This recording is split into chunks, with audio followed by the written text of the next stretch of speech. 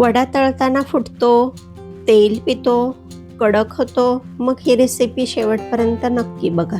1 वाटी भिजवलेला साबुदाणा, जास्त ओलसर नको आहे. बारीक कापलेली 4-5 कढीपत्त्याची पानं, 3-4 बारीक कट करून घेतलेली हिरवी मिरची, स्वच्छ धुवून कापून घेतलेली कोथिंबीर, चवीनुसार मीठ, पाऊण वाटी खमंग भाजलेलं शेंगदाण्याचं कूट. कूट थोडं जाडसरच ठेवायचं आहे. 4 मध्यम आकाराचे उकडलेले बटाटे. बटाटे आता चांगले कुस्करून घ्यायचे. सगळं चांगलं मिक्स करून घ्यायचं. पीठ मळतो अगदी त्याप्रमाणे चांगलं मिक्स करून गोळा बनवून घ्या. तुम्ही उपवासाला कढीपत्ता, कोथिंबीर खात नसाल तर स्किप करा. चांगला गोळा बनवून घ्यायचा. हाताला तेल लावून छोटासा गोळा घेऊन हाताने गोल गोल फिरवून वरून थोडासा हलकासा दाब द्यायचा.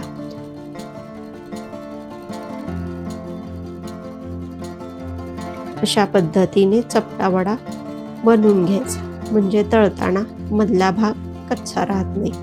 सगळे वडे बनवून घेतले आहेत. तेल गरम करायला ठेवले. तोपर्यंत शेंगदाण्याची चटणी बनवूया. अर्धी वाटी शेंगदाणे, 2-3 हिरवी मिरची, चमचाभर खवलेलं ओलं खोबरं आणि मीठ घालून मिक्सरला गरजेनुसार पाणी घालून चटणी वाटून घ्यायची. चटणी तयार आहे. तुम्ही तुमच्या आवडीनुसार पाणी कमी जास्त करा. तेल मध्यम गरम झालेलं आहे. साबुदाणा वडा तळताना नेहमी 1 वडाच अगोदर तळून घ्यायचा. वडा टाकल्यानंतर 2 ते 3 मिनिटे अजिबातच हलवायचं नाही. खालची बाजू सोनेरी रंगाची झाली की दुसरी साईड देखील छानशी तळून घ्यायची. पहा किती सुंदर सोनेरी रंग आलाय. पहिला वडा फुटला नाही म्हणजे आता बाकीचे वडे तळून घ्यायचे. एका वेळेस खूप गर्दी न करता 3 ते 4 वडे तळून घ्यायचे. पहिला वडा चुकून तळताना फुटला तर 2 कारणं असू शकतात. काळजी करू नका. एकतर मिश्रण खूप ओलसर असेल किंवा मिश्रण खूप कोरडं असेल. जर ओलसरपणा जास्त असेल तर शेंगदाण्याचं कूट घाला, म्हणजे ओलसरपणा कमी होईल. कोरडं असेल तर उकडलेला बटाटा घाला. साबुदाणा वडा मध्यम आचेवरच तळून घ्यायचा, म्हणजे तो आतून कच्चा राहत नाही.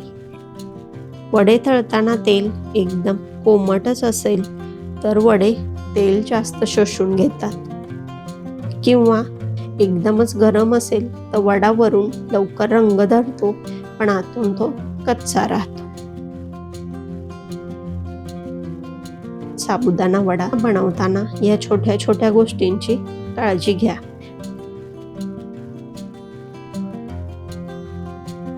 म्हणजे वडा तळताना फुटणार नाही, तेलकट होणार नाही, एकदम परफेक्ट कुरकुरीत साबुदाणा वडा तयार होईल.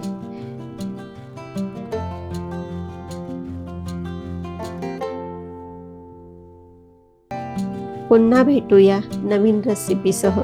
तोपर्यंत काळजी घ्या. घरच्यांसोबत स्वतःचीही.